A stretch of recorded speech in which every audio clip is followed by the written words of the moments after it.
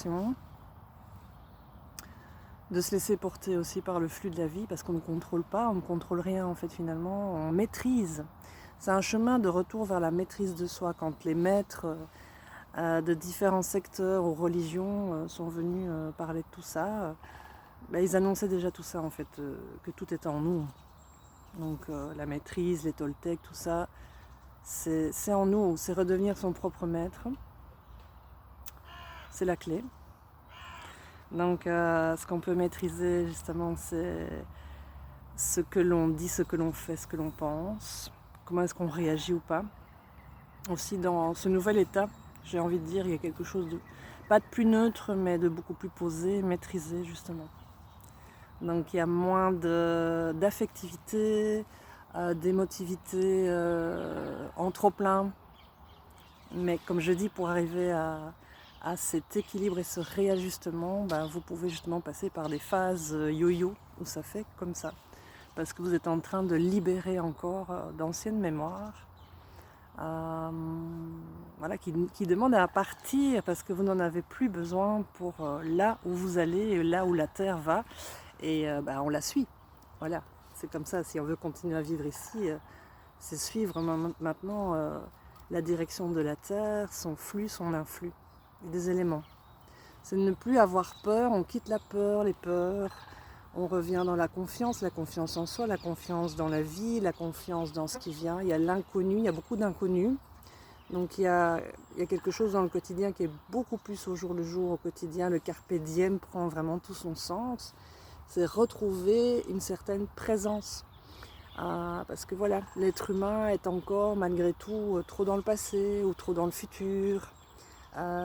C'est difficile de rester présent, d'être dans l'instant présent en tout cas.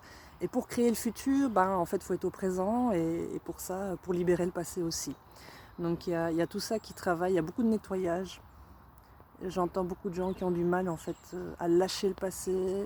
Ça peut être encore lourd, ça peut passer par des douleurs justement physiques dans le dos et tout ça, à certains endroits articulaires. C'est vraiment pour passer à autre chose. Voilà. Ce que vous perdez, vous allez gagner autre chose.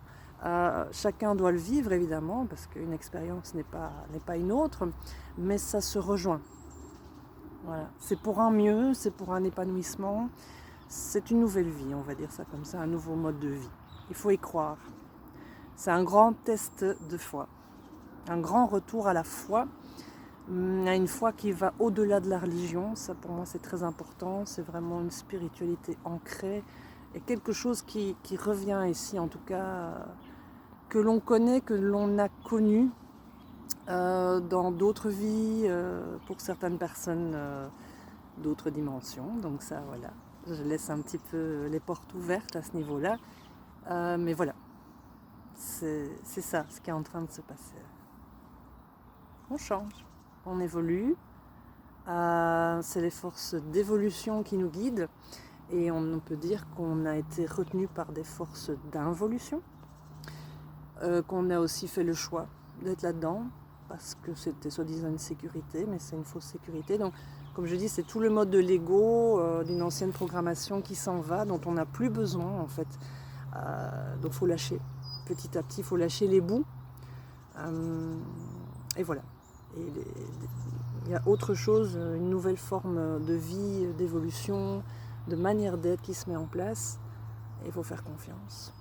J'aime pas dire il faut, parce que ça c'est l'ancienne programmation, c'est ce mode de l'ego, les conditionnements. Donc je dirais plutôt